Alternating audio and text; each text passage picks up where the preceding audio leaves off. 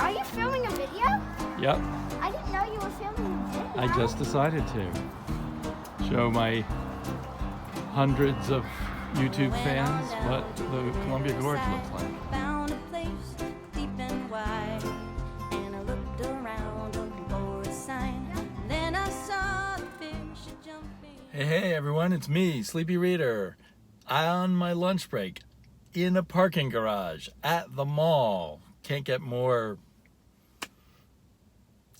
in the middle of life than that. I went to the mall to buy my daughter a birthday present, and I managed to read one comic book, and I read 2 comic books last night before I went to bed. It's not something I always have the energy to do at just before bedtime, but yeah. So I just read about 20 minutes ago. I read before I went to get the present. I read Saga. Very enjoyable issue, extremely quick read. I go back and forth on the quick read. Sometimes it's a relief that it's a quick read and I can get through it quickly because I have so little time. There's also the aspect that there's something about comics that you can absorb them very quickly if they're done well. A lot of times when put in by the artist, that actually makes it a something that you can absorb, get the same amount of story that you might from a lengthy chapter of a novel in a very quick read. So I go back and forth on whether things should take me longer to read. Fiona Staples' art, still amazing. I at first didn't like this cover, then I looked at it some more and I really liked it. It just has a cool, chill kind of vibe to it. And love this splash page. Here's a weird thing. I did not remember that Prince Robot, although I guess he's no longer a prince, had a metal colored body. I thought he had a flesh colored body. I must have remembered wrong. This gray colored body kind of took me by surprise for some reason. So my main issue with Saga is my own memory. I read so many issues of Saga and now I get so many comics. So part of my fault is getting too many comics, I think. I'm starting to forget the details. Like I remember in the last issue, one of the reporters, spoilers, if you haven't read the last issue of Saga, skip forward a little bit. One of the reporters got killed. I can't remember who killed him. It probably was this assassin with the weird face. Let's see, this person, this entity. I know this assassin had the will as kind of a slave to her or it, but now the will has escaped. I just can't piece it all together anymore. And this is definitely a chapter in the middle of things, very much in the middle of a really in the middle of a longer chapter in a sense.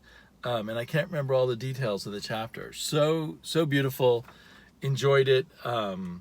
Never everywhere does the dialogue is just always so good, so spot on. So that you always feel these characters are real. Coming back to Saga time and again, you just have to remind yourself sometimes how good it is. Yet, maybe I should be reading it in trade because I can't remember all the little bits.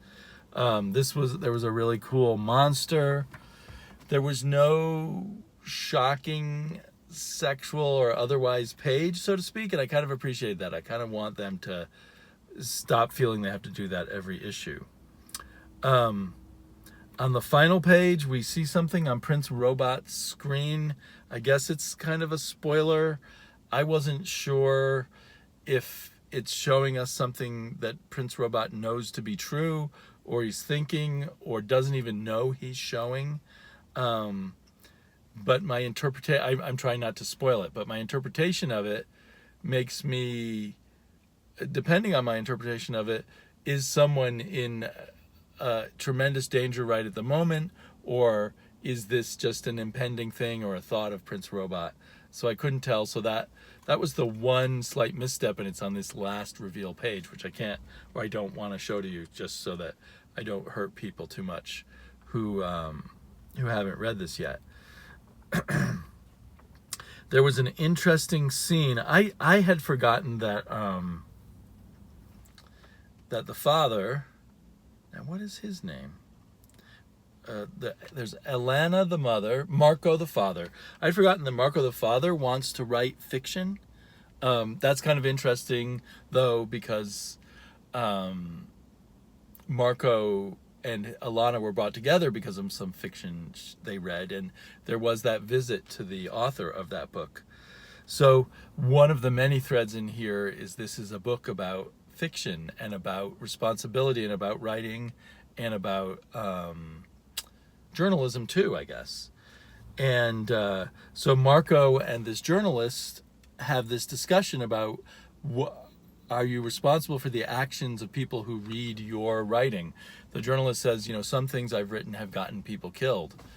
But, and Marco says, well, I'm glad that's why I stick to novels. And then the journalist says, no matter what you're writing, you're putting ideas into people's heads.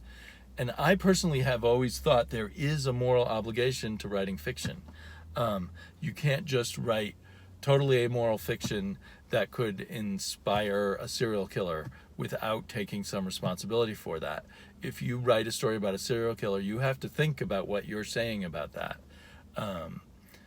And that's just one really egregious kind of example. But I think there are subtleties of morality and what you are saying in your fiction that are important. An example that always bugs me is I don't think the people who are writing superhero fiction, say like Batman or something else, where people get tortured to get information, are thinking about whether they really believe that torture is a good method for getting information. And yet they are constantly writing things that are saying torture is a good method for getting information. And I thought of that because I read that Comey book, who used to head up the FBI, who said the FBI's experience is that torture does not get you good information. So anyway, and then there's the whole morality of torture. But just in a lot of different ways. So I thought it was interesting that they were discussing that and the fact that there is a responsibility to writing fiction. But also, and I don't know who's speaking for Brian K. Vaughan, the conclusion of that conversation, now I have to find it. Now, of course, I can't find it now that I'm trying to find it. I thought it was early in the comic. Excuse me a moment. He says, face it, you can be a writer or a pacifist, but you can't be both. So in other words, if you're a writer, you're going to have an effect on the world that could well be negative. So is Brian K. Vaughan kind of saying there, if you write, you can't care about the consequences. I mean, I think you should care about the consequences. I guess you can't predict all consequences, but you have to try to be true to some kind of vision and responsibility, in my opinion. But he almost implies you have to give up, you have to just accept the fact that you are causing damage to the world by being a writer. So that I thought was really interesting. Kill or Be Killed had a bit of preachiness in it too. This is the second to last issue. Clearly the last issue is going to be a kind of coda or a gotcha, because in a way the story seems to end here, except the way it ended, how could it then be narrated by our narrator? But anyway, early on during this big snowstorm, there's a long bit about global warming. And I mean, he's right. Global warming is going to cause bigger snowstorms and bigger droughts and more extremes of weather. And I don't disagree with him at all there. But he also gives his theory that the reason why global warming will never be solved is that that money loves money. The wealth loves wealth, and they'll do anything to hold on to it, even if they destroy the world. And I would argue with that, but I would also say that that was an argument that was a bit odd in the context of this story. I think, for instance, when Donald Trump came in and wanted to destroy or pull back a bunch of environmental laws, there were a lot of large corporations and wealthy people who were against that notion. There were certain corporations and certain wealthy people who were for that notion, but I think, so it's not just a matter of money in my mind.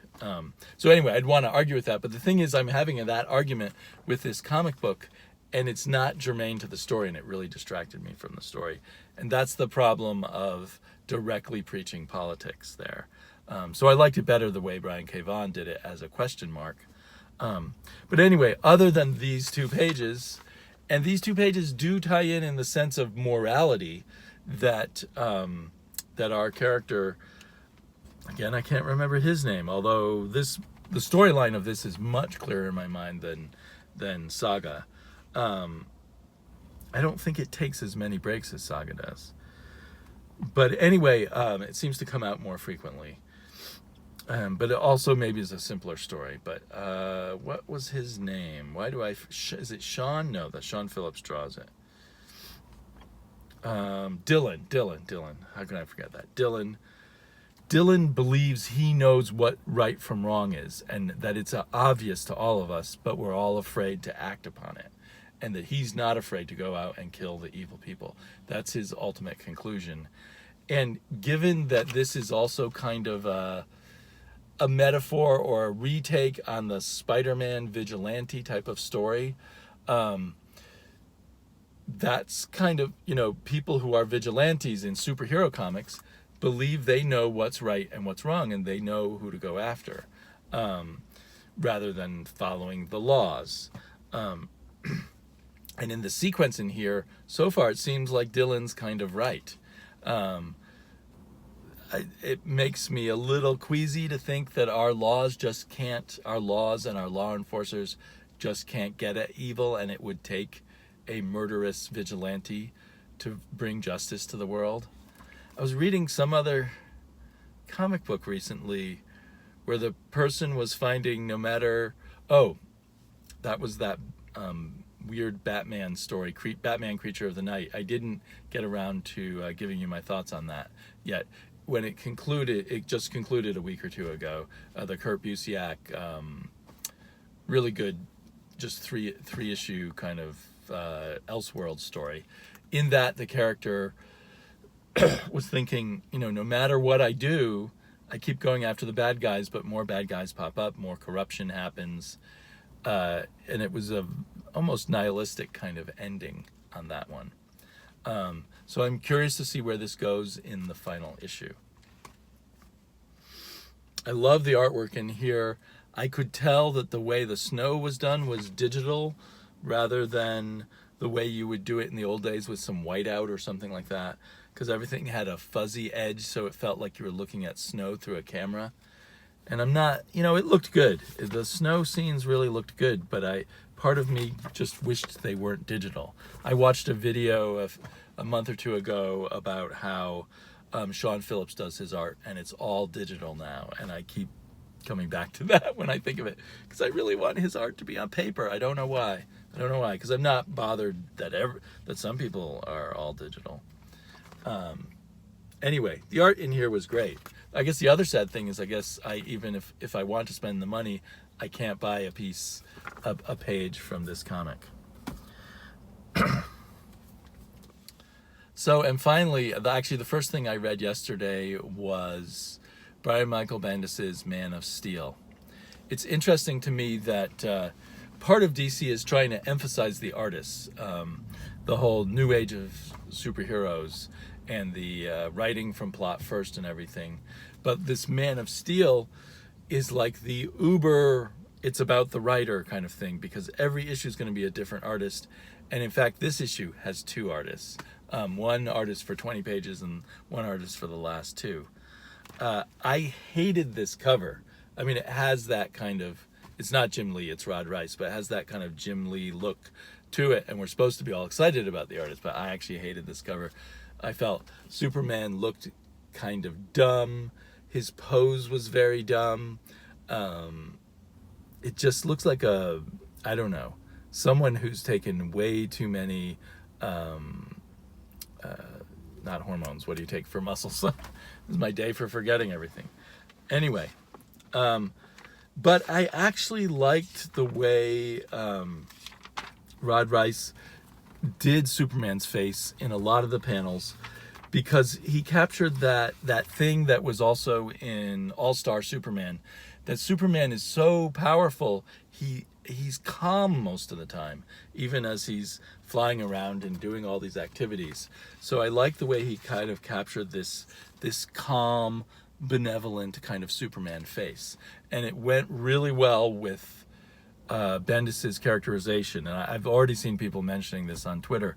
Bendis just did some of the best sort of just on the spot little detail characterizations of Superman. I mean, I still love the Tomasi and Gleason Superman, but really some great moments here. And the artwork, even though it's not my kind of thing really, because it's too Jim Lee post Neil Adams-ish. Although there's some stuff that reminded me of Neil Adams in a good way, and other stuff that bothered me. But anyway, for the most part, it worked really well. The art did with the story, and I was impressed, because I had my reservations most of all about the art.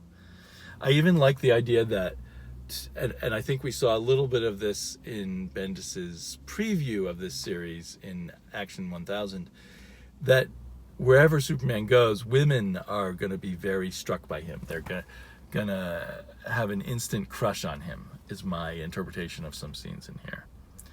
So I was thinking I might just pick up this first issue and then just wait for trade, or not read it at all, or read it digitally someday. But now I like this Superman characterization so much, I want to keep reading it and keep getting it.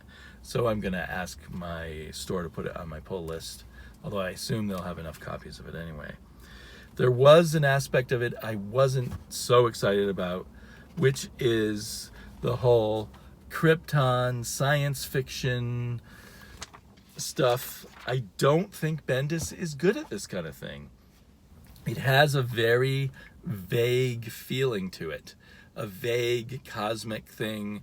We're in no particular place. He makes the typical mistake of acting like a galaxy is a solar system, which is so frickin' retarded to me that it drives me up the wall. But comic books do it all the time, and they've been doing it since the Silver Age, maybe the Golden Age. But you read Silver Age Superman comics, or Lois Lane or whatever, and everybody who visits Earth comes from a different galaxy. That's like saying everybody who visits Portland, well, no, I can't even say it. Everyone who visits Portland comes from a different solar system then. It just makes no sense. Like, galaxies are so far apart. Galaxies have 100 billion to 400 billion star systems in them. You don't need to get an alien. You don't need to go to another galaxy. Plus, the distances are just, they are cosmic. You would have to have a zero-time transporter to get from one galaxy to the other. Otherwise, even at faster than light speeds, you'd probably spend hundreds and hundreds of years flying there. That may sound really geeky to you guys, but what the hell? It's just added into the detail. But really, more than that, just this vagueness. Also, it's like, what was Krypton? My understanding was Krypton did not have space travel and did not have direct interaction with other planets, at least for large portions of its history, including the time during. That's why they had no ability to leave their planet, and it was a extreme, unusual thing to build a rocket ship and send off your baby, and all they had the resources for at that time was to build one small rocket ship for one small baby. So yeah, I feel very nervous about Bendis on the cosmic and science fiction end of things, but I will still go for the ride because I love his Superman in Metropolis, interacting with people and all of that, and I expect him to be able to make that even better. So my history with Bendis is that I'll really like something he does for a while, and then after a while I feel like it just keeps going on and doesn't find a conclusion. But hopefully that this is a 6-issue thing, that he'll wrap it up somewhat and then start new stories when Action restarts and when Superman restarts, both of which he's writing. So yeah, 3 comic books, all good, all different, all fun. So that's great. Talk to you all later. Bye-bye.